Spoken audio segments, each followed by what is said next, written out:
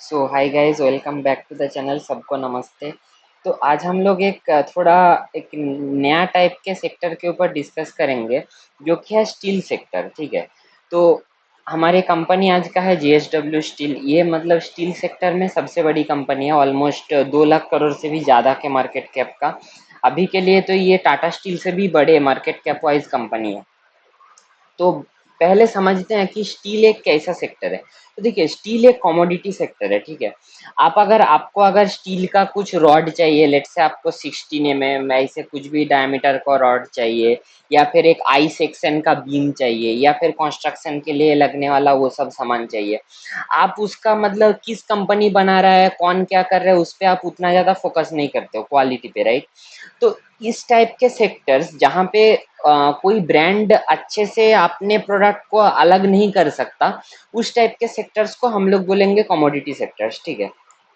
अभी in general मैं खुद कमोडिटी सेक्टर उतना ज़्यादा समझता नहीं हूँ, और मतलब क्या बोलेंगे, मैं उसमें उतना इन्वेस्ट करना पसंद नहीं करता हूँ। बट मेरे को पसंद नहीं है, इसलिए ऐसा नहीं है कि कमोडिटी सेक्टर से पैसा नहीं कमाया जा सकता। ठीक है। तो इसमें क्या होता है कि इसमें जितना भी कमोडिटी सेक्टर में आपका स्टील हो गया, सीमेंट हो गया, और भी जितना भी मान लो कोई एग्रो प्रोडक्ट का कर रहा है, बेच रहा है, तो वो सब एक कमोडिटी सेक्टर में आता है। तो इसमें क्या होता है, आपको मतलब कॉस्ट के ऊपर ही पूरा डिपेंड करेगा मेरा डिमांड। ठीक है। तो अभी एक और चीज़ देखिए कि मेरे को मान लो कि अगर एक कमोडिटी सेक्टर में खेलना है, तो मुझे हमेशा ऐसा कंपनी को देखना है जिसमें हाईएस्ट मार्जिन रहेगा। अभी हाईएस्ट मार्जिन किस पे रहेगा, जिसका प्रोडक्ट में maximum product value added product segment में आएगा। ठीक है। मतलब मैं अगर रॉड और आई सेक्शन बेचूं, वो तो मतलब बहुत कम वैल्यू एड हो रहा है। और यहाँ पे अगर आप देखो कि टू व्हीलर का फ्रेम, जो फ्रेम होता है ट्यूब से, वो सब बना रहा है, और भी क्रैश पार्ट्स बना रहा है। ठीक है। गाड़ी का, फोर व्हीलर्स का, मतलब ये सब जो प्रोडक्ट्स है, ये तुम्हारा ड्राइंग और भी अदर टाइप का मैन्युफैक्चरिंग प्रोसेस यूज करके बनाया जाता है, जो कि थोड़ा मोर वैल्यू एड होता है। ठीक है। उससे क्या होता है कि मेरा मार्जिन इंप्रूव होता है। ठीक है। और भी इसका देखिए, मतलब ये स्प्रिंग सब बनाता है, मतलब मेट्रो रेल का भी रॉड सब, और रेलवे वैगन, ये सब में बनाता है। और मैं आपको लास्ट में दिखाऊंगा कि स्टील सेक्टर में जेएसडब्ल्यू स्टील का ऑपरेटिंग प्रॉफिट मार्जिन सबसे ज़्यादा है। ठीक है। तो इससे भी क्यों आप अभी कनेक्ट कर पाओगे, राइट, क्योंकि इसके पास वैल्यू एडेड प्रोडक्ट का सेल्स में कंट्रीब्यूशन सबसे ज़्यादा है। अच्छा। अभी आता है कि मतलब इन सिनारियो के बेसिस पे। ठीक है।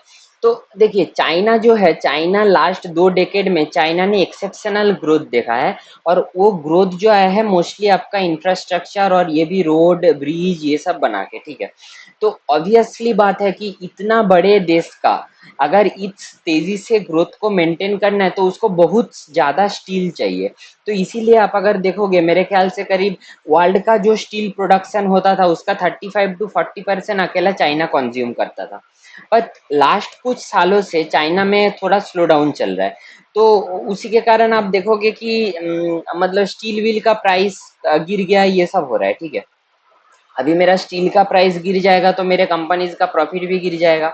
बट जनरली कमोडिटी या फिर मोस्टली स्टील सेक्टर में क्या होता है ना, कि जब आपके कंपनी का पी हाईएस्ट पे है, इसके मतलब क्या, मतलब आप लॉस में हो, आइदर लॉस में हो या फिर एकदम मिनिमल प्रॉफिट में हो, उसी समय उसको खरीदना चाहिए करके। क्योंकि उसके बाद उसका साइकिल जब टर्न होगा, तब स्टील का दाम जब बढ़ेगा, उस समय पे मैं मेरा प्रॉफिट का ग्रोथ बहुत तगड़ा आएगा, जो कि मेरा पी उस समय ऊपर से नीचे जाएगा, प्रॉफिट मेरा नीचे से ऊपर जाएगा, अर्निंग्स मान लो, उसी समय पैसा बनता है इस कमोडिटी टाइप के सेक्टर में। अच्छा। अभी मैं देखो, अगर इंडिया को नेक्स्ट मतलब कितना 20-25 साल में अगर 15-20 ट्रिलियन का इकोनॉमी बनना है, तो इंडिया को भी बहुत ज़्यादा स्टील का नीड है। ठीक है। और स्टील एक ऐसे प्रोडक्ट है ना, जो आप ज़्यादा दूर तक इसको वो नहीं कर सकते, ट्रांसपोर्ट नहीं कर सकते। ठीक है। तो ऐसा अगर हम लोग करें कि हम लोगों का देश का स्टील का डिमांड हम लोग खुद नहीं पूरा कर पा रहे, हम लोगों को चाइना और साउथ ईस्ट एशिया इधर उधर से मंगाना पड़ रहा है, तो वो प्रॉब्लमेटिक है। तो इंडिया में इटसेल्फ अभी बहुत ज़्यादा स्टील का डिमांड बढ़ेगा इन फ्यूचर। और उसी का यहाँ पे आप देख सकते हो कि यहाँ पे ये लोग क्या कैपेसिटी का एक ग्राफ दिया है, ठीक है, समथिंग यूनिट तो यहाँ पे शायद मेट्रिक टन में है। एक सेकेंड, हाँ, इंडिया कैपेसिटी, यूएस कैपेसिटी, हाँ देख सकते हो यहाँ पे, राइट। बट ये सिर्फ मेट्रिक टन नहीं, मेरे ख्याल से ये कुछ मिलियन मेट्रिक टन समथिंग ऐसा करके होगा। हम्म। अच्छा, आप देख लेना, ठीक है। और एक जो चीज है यहाँ पे, जो share of value added steel product है वो भी कितना तेजी से बढ़ रहा है।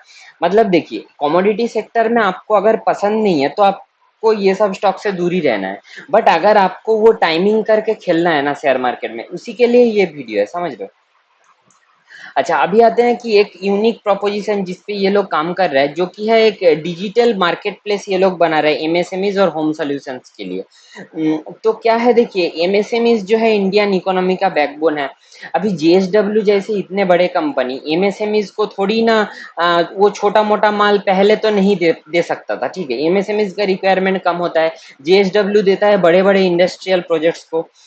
तो ये लोग अभी एक JSW1 करके एक लॉन्च किया है, ठीक है। इससे ये लोग क्या करते हैं, B2B commerce platform catering to buying needs of MSMEs, मतलब छोटे छोटे टिकट साइज का मटेरियल भी उस प्लेटफॉर्म के थ्रू ये लोग दे रहा है।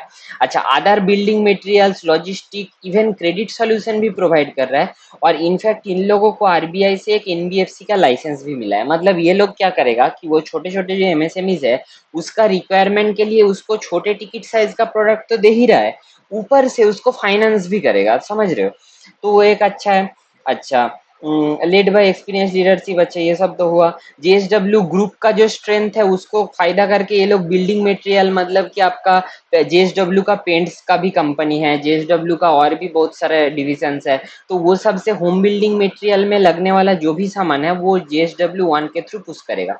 तो ये मेरे ख्याल से एक बहुत अच्छा इसके लिए ट्रिगर बन सकता है। अच्छा, नेक्स्ट आता है कि JSW1 फाइनेंस के बारे में।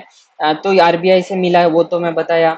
अच्छा, offer diversified product basket to customers under both principal and co lending model, ये सब आप देख लेना।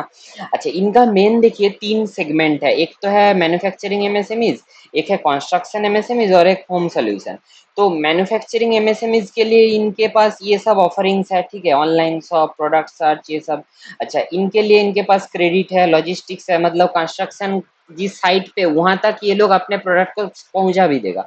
अच्छा, अकाउंट मैनेजमेंट, उनका अकाउंट मैनेजमेंट, क्योंकि यहाँ पे सारे क्रेडिट पे काम होता है। इसके मतलब कि आपको जो भी आप क्रेडिट लिया उसके बाद आपको मतलब रेगुलरली उसका जो भी ईएमआई वगैरह है या फिर जैसे भी होता है वो सब देना पड़ेगा। उसका भी कोई हेडेक जो ले रहा है उसको नहीं लेना है, जेएसडब्ल्यू खुद ही लेगा। अच्छा, होम सॉल्यूशंस में भी आप देख सकते हो 4-5 टाइप का प्रोडक्ट है, सप्लाई मैनेजमेंट, प्रोजेक्ट प्लानिंग, ये सब। तो ये सब तो हुआ। अभी आते हैं कि मतलब JSW1 का जो मार्केट प्लेस फॉर एमएसएमई और होम सॉल्यूशन है वो मतलब ट्रैक्शन कितना तेजी से बढ़ रहा है, देखिए। एक साल में उसका जो मतलब क्या बोलेंगे, वैल्यू जो है, मार्केट वैल्यू, वो 4.2 टाइम्स हो गया, समझ रहे हो। तो यहाँ पे देखिए स्टील में भी ईयर ऑन ईयर पे 4.2 टाइम्स और सीमेंट में ईयर ऑन ईयर पे 2.6 टाइम्स बढ़ोतरी देखने को मिल रहा है। मतलब कि इंडिया में छोटे छोटे टिकट साइज के चीजों को अगर आप कॉन्वीनियंटली अवेलेबल करवाते हो तो एक अच्छे बिजनेस अपॉर्चुनिटी बनता है, ठीक है। बाकी तो यहाँ पे क्या है कि स्ट्रॉन्ग कस्टमर ट्रैक्शन करके, मतलब ये जो JSW1 है, मैंने जैसे बोला यहाँ पे स्ट्रॉन्ग ट्रैक्शन आ रहा है। कितना विजिट आया देखिए, 1,20,400। रिपीट कस्टमर 70%, बहुत अच्छा मैट्रिक्स है, रिपीट कस्टमर वो भी अच्छा है। अच्छा, ट्रांजेक्टेड कस्टमर बेस ठीक है, रजिस्टर्ड कस्टमर, मतलब ऑल इन ऑल काफी अच्छा है। अभी मैं अगर इसका छोटा सा स्टॉक का पॉइंट ऑफ व्यू से बताता हूँ तो एक चीज आप देखो कि मैंने क्या बोला कि ये इसका पी का चार्ट है। तो जनरली हम लोगों को उसी समय ये सब स्टॉक में एंटर करना होता है जब पी एकदम पीक पे होता है, मतलब 50-60 के पी जब होएगा उस टाइम पे आपका प्रॉफिट देखना इस रेंज में होएगा, मतलब इस रेंज में ईपीएस 15 के रहेगा। उसके बाद मतलब जैसे जैसे ईपीएस बढ़ेगा हम लोग को उस समय पैसा बनेगा, समझ रहे, ये नॉर्मल कंज्यूमर स्टॉक से पूरा उल्टा है, समझ रहे हो। कंज्यूमर में क्या है, आपको चीप पी में खरीदना है, हाई पी में बेचना है। यहाँ पे क्या है, हाई पी में खरीदना है, चीप पी में बेचना है, समझ रहे हो। और भी ये काफी एक बड़ा कंपनी है, ऑलमोस्ट 2.5 लाख करोड़ का हो गया है। और इसका जो मेन चीज है ऑपरेटिंग प्रॉफिट मार्जिन से आपको देखना है। तो यहाँ पे देखिए JSW steel, Tata steel, Jindal, SAIL, ये सब सेम कैटेगरी का कंपनी है। उसमें से इन सब का जहाँ पे 11%, हाँ जिंदल का 12, यहाँ पे 15%, मतलब सबसे ज्यादा वैल्यू एड क्योंकि ये कंपनी करता है, तो इसीलिए यहाँ पे इसका प्रॉफिट मार्जिन सबसे ज्यादा होता है। तो यही था एक मतलब नए टाइप का कमोडिटी सेक्टर का बिजनेस एनालिसिस। मैं जनरली इस टाइप के स्टॉक से थोड़ा दूर रहता हूँ, कमोडिटी स्टॉक से, बट इस टाइप के स्टॉक में भी पैसा बनता है। मैं जैसे बोला कि एकदम पीक पी पे लेना है जब प्रॉफिटेबिलिटी मिनिमम होता है, उसके बाद जब साइकिल टर्न होता है उस समय पैसा बनता है। तो आप इसको जस्ट ट्रैक कर सकते हो, क्योंकि मेरे हिसाब से ये स्टील सेक्टर में सबसे अच्छा कंपनी है। तो यही था। अगर मतलब वीडियो को पसंद आया तो लाइक शेयर सब्सक्राइब जरूर करना है, दोस्तों में शेयर भी करना है। Thank you.